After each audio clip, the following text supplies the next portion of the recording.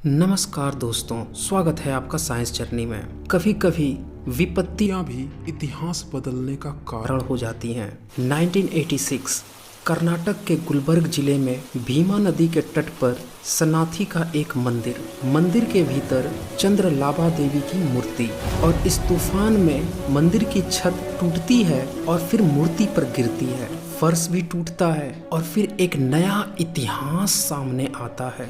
इस मंदिर के विखंडन से अशोक के 4 शिलालेख सामने आ गए। इन्हीं शिलालेखों से मंदिर का फर्श और फाउंडेशन बने हुए थे। इनमें से एक शिलालेख का इस्तेमाल मूर्ति रखने की चौकी के रूप में किया गया था। आप समझ सकते हैं कि भारतीयों को अपने पुराने इतिहास से कितना लगाव है। इस अमूल धरोहर शिलालेखों को वह मंदिर में इस्तेमाल कर रहे थे, उसके ऊपर मूर्ति रखकर। दुनिया के किसी कोने में अपने पूर्वजों की इतनी बड़ी बेइज्जती शायद ही कोई धर्म, मजहब, रिलीजन करता हो। फिर पुरातत्व विभाग ने आसपास के क्षेत्र में खुदाई आरंभ की। एक विराट बौद्ध भारत सामने आया। बड़ा सा महास्तूप, अनेक मोटिव स्तूप, चैत्य गृह, अनेक खड़ी बैठी बुद्ध की मूर्तियां, धम्म चक्र, सैकड़ों ब्राह्मी अभिलेख, जातक कथाओं का अंकन, सिक्के, रेलिंग के ध्वंसाशेष और बहुत सारे। और यहीं से अशोक की वो मूर्ति भी मिली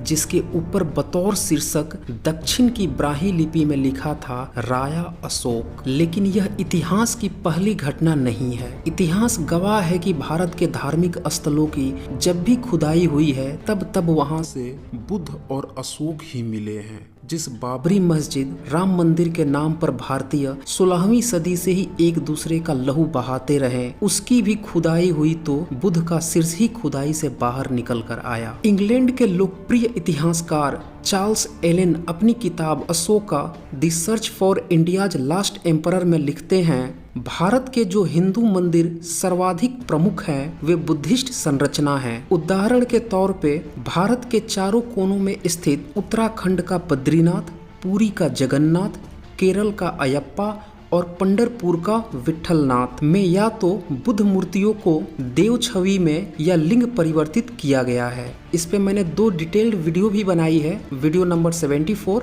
एंड 76, उसे जाकर आप देख सकते हैं। इस तरह की घटना 19वीं और 20वीं सदी में सबसे ज्यादा घटी। जेम्स प्रिंसेप और अलेक्जेंडर कर्निंघम को हम लोगों को धन्यवाद देना चाहिए, जिन्होंने भारत से अशोक को फिर से जीवंत किया। लोग सब चीज भूल चुके थे, शूद्र बना दिए गए थे, पढ़ने लिखने से दूर कर दिए गए थे, और जो खुद को पढ़ा लिखा विद्वान समझते थे वह तो कुछ ख्याली ही पुलाव में पके हुए अपनी ही राग, अपनी ही ढपली गाए जा रहे थे, जिसका न तो वास्तविकता से कुछ लेना देना था न भारत से।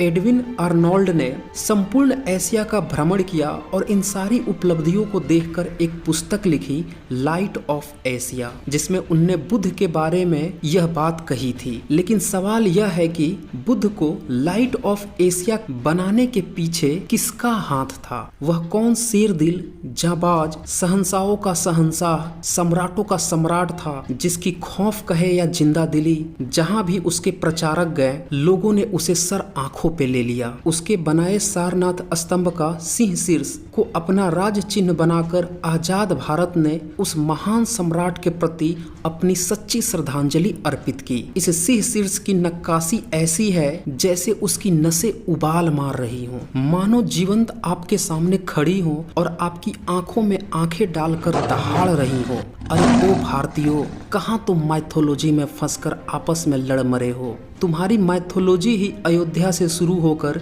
तमिलनाडु से श्रीलंका में जाकर लड़ाई करके और फिर घर पे आकर खत्म हो जाती है। यहाँ तो मेरे सम्राट को श्रीलंका जाना भी नहीं पड़ा। उनके एक बच्चे और एक बच्ची महेंद्र और संघमित्रा बिना किसी वानर सेना के ही, बिना किसी सेतु निर्माण के ही श्रीलंका गए और उनने लड़ाई भी नहीं की और पूरा श्रीलंका ही बुद्ध का हो गया। और तुम लोग इसी में फंसे हो कि सेतु किसने बनाया, तैर के गया या उड़ के गया, और फिर आस्था के गोते मार रहे हो। इस सिंह शीर्ष की दहाड़ मानो आज सारी माइथोलॉजी की बखिया उधेड़ देने को तैयार हो। अरे ओ भारतीयों, तुमने माइथोलॉजी में द्वारिका से इंद्रप्रस्थ, मथुरा, पाटलिपुत्र, हरियाणा, हस्तिनापुर, उत्तर प्रदेश में जंग लड़ी। अपनी घरेलू लड़ाई को ही लड़कर तुम लोग आपस में ही लड़ कट मरे।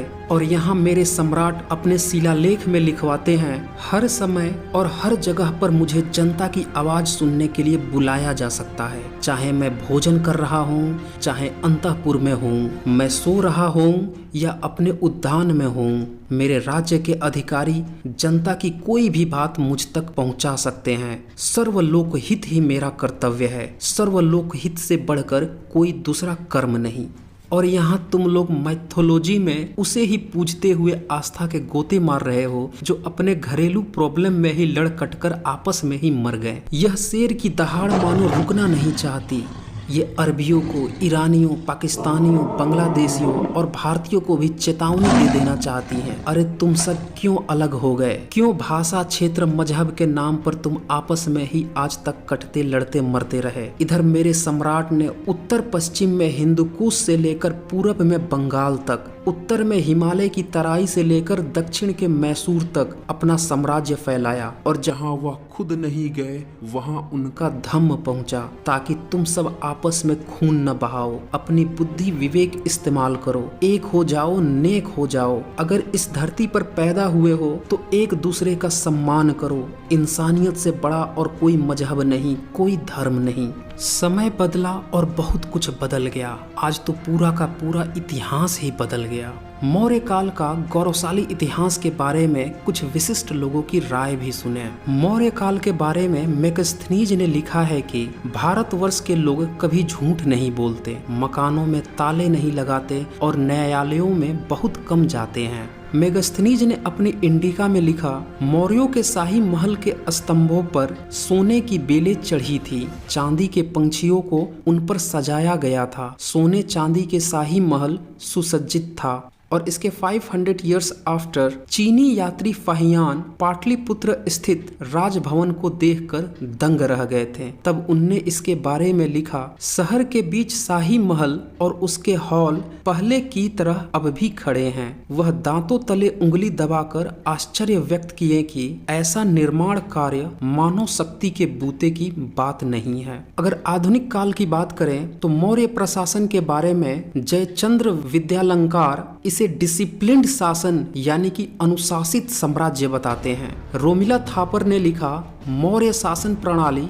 विस्तृत रूप से नियोजित की गई थी, जिसमें अनेक विभाग तथा अधिकारी थे, जिसके कार्य पूर्णतः डिफाइन कर दिए गए थे। ऐसा प्रतीत होता है कि यह प्रशासन अकबर के शासन काल में मुगल साम्राज्य के प्रशासन से कहीं ज्यादा अधिक संगठित था। सेना भी ऐसी थी कि सेल्यूकस की फौज को हारनी पड़ी, जबकि मुगल सेना दुर्बल पुर्तगाली फौज से भी हार गई थी। विश्व इतिहास की झलक में जवाहरलाल नेहरू ने प्राचीन भारत के इतिहास से स्वतंत्र शीर्षक लिखने के लिए सिर्फ 3 राजाओं को चुना है। पहले हैं चंद्रगुप्त मौर्य, दूसरे सम्राट अशोक और तीसरे हर्षवर्धन। और ये तीनों ही गैर वैदिक राजा थे। सम्राट अशोक और हर्षवर्धन तो बौद्ध सम्राट थे। मेगस्थनीज अपनी इंडिका में लिखते हैं, विदेशियों की देखरेख के लिए मौर्य काल में एक समिति संगठित की गई थी, और यह समिति विदेशियों के आवास तथा बीमार पड़ने पर चिकित्सा का इंतजाम करती थी और आखिर में सम्मान सहित सीमा तक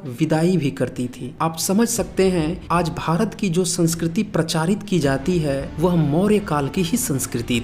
जिस यूनान के सिकंदर का इतिहास में ढोल पीटा जाता है, उसी यूनान का दूत मेगस्थनीज ने बताया है कि पटना में मौर्य महलों के मुकाबले फारसी साम्राज्य का सूसा तथा एक बाटन के शाही महल कुछ नहीं थे, और यह वही फारसी साम्राज्य है जो सिकंदर के अपने साम्राज्य से 40 गुना बड़ा था। लेकिन जरा ठहरिए, यह साम्राज्य सम्राटों के सम्राट के साम्राज्य के आगे कुछ भी न था। दुनिया के 52 लाख वर्ग किलोमीटर क्षेत्र में फैला और दुनिया के 33% आबादी पर शासन करने वाले इस शेर दिल सम्राट का नाम अशोक था। पश्चिमोत्तर भारत की जिस वैज्ञानिक सरहद को हजारों साल पहले सम्राट अशोक ने छू लिए थे, उसे छूने के लिए अंग्रेज तोप बंदूक लिए ता जिंदगी ललचते रहे, लेकिन छू नहीं पाए।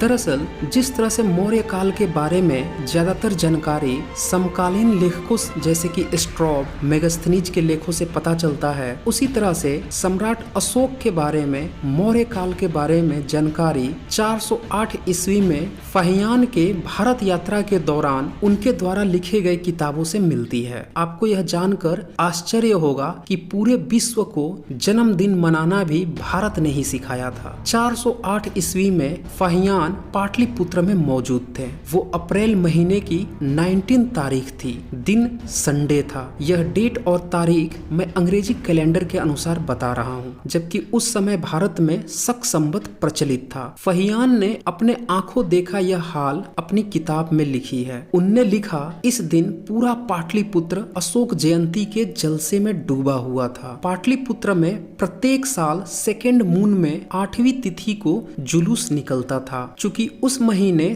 चैत अधिमास था, इसलिए शक संवत के कैलकुलेशन के अनुसार यह दिन चैत मास के शुक्ल पक्ष के अष्टमी में होता है। 2020 में 1 अप्रैल को यह तिथि पड़ी थी। फहियान ने आगे लिखा, इस दिन 4 पहिए का रथ बनता था। रथ 20 हाथ ऊंचा और स्तूप के आकार का बनता था। बीच में बुद्ध की मूर्ति होती थी।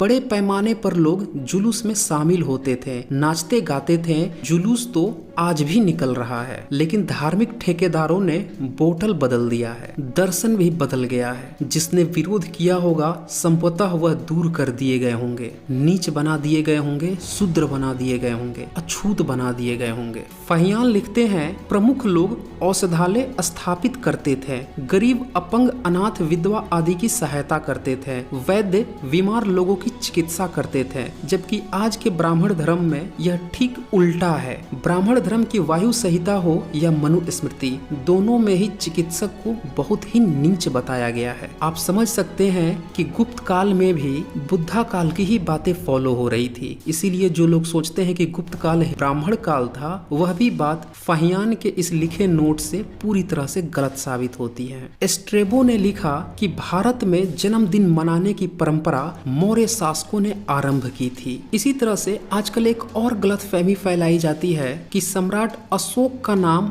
अशोक था या अशोक था। इस बात को समझने के लिए आपको पुरातात्विक रिकॉर्ड देखना होगा। पुरातात्विक रिकॉर्ड में कनक मुनि, बुद्ध, प्रसेनजित और अशोक के नाम मिलते हैं। उनका जो एक्चुअल प्रोनाउंसिएशन है वह कोड़ागमन, बुद्ध, पसेन और अशोक मिलता है। चूंकि सम्राट अशोक के शिलालेख प्राकृत में है, इसीलिए यह उच्चारण प्राकृत भाषा में हो जाती है। जबकि आज हमें प्राकृत का उच्चारण संस्कृत में कन्वर्ट करके कोड़ागमन को कनक मुनि, बुद्ध को बुद्ध, पसेन को प्रसेनजित और अशोक को अशोक कर दिया गया है। आपको क्या लगता है यह बदलाव क्यों किया गया है? क्या आपने कभी सुना है कि शूद्रों को शिक्षा से वंचित कर दो, वो योग्य नहीं होते? आज भी कुछ इसी तरह के विचारधारा के लोग आए दिन सोशल मीडिया में यह बात दोहराते रहते हैं। कुछ लोग तो यह भी कहते हैं कि शूद्रों को उच्चारण करने नहीं आता, वो अर्थ का अनर्थ कर देंगे। इन्हें तीनों स में अंतर भी नहीं पता होता। आप समझ सकते हैं कि पाली प्राकृत में तीनों स की बजाय सिर्फ एक ही स होता है, अर्थात उच्चारण बदलकर वास्तविक लेख को, उनकी सभ्यता को नीचा दिखाया जा सके, इसीलिए प्राकृत को संस्कारित करके संस्कृत बना दिया गया। और यही कारण है कि प्राकृत का प्रमाण लिखित रूप में 2300 साल पहले का भी मिल जाता है। सम्राट अशोक के सारे शिलालेख प्राकृत भाषा में मिलते हैं, लेकिन संस्कृत का प्रमाण ढूंढे भी उनसे पहले क्या उनके समकालीन भी नहीं मिलता। कुछ लोगों का क्लेम है कि विष्णु पुराण में सम्राट अशोक का नाम है, और यही लोग यह भी प्रचारित करते हैं कि सम्राट अशोक के शिलालेख में कहीं भी अशोक नाम नहीं है, बल्कि देवान प्रिय नाम है। दरअसल यह पूरी तरह से फेक न्यूज है। विष्णु पुराण देवनागरी लिपि में लिखी गई काल्पनिक गपोड़ लीला है। चूंकि देवनागरी 1000 ईयर्स के अंदर में आई हुई लिपि है, इसीलिए यह किताब 1000 ईयर्स के अंदर ही लिखी गई है।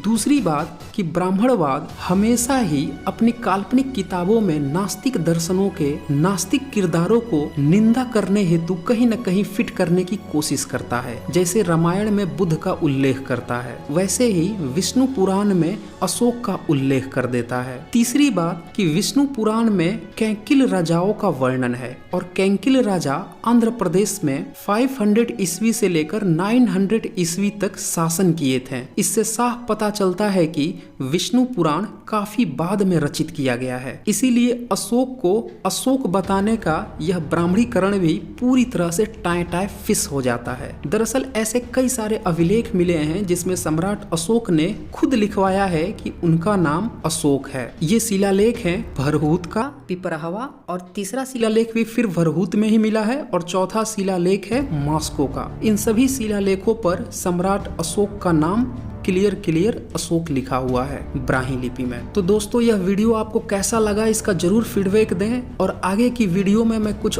और बहुत ही इंटरेस्टिंग पॉइंट लाने वाला हूं जो गलतफहमियां फैलाई गई है सम्राट अशोक के बारे में और भारतीय इतिहास के बारे में, शिलालेखों के घालमेल के बारे में। तो दोस्तों इस वीडियो को ज्यादा से ज्यादा शेयर करें ताकि सभी लोगों को इतिहास के ब्राह्मणीकरण के घालमेल का पता चल सके। तो आज बस इतना ही, धन्यवाद।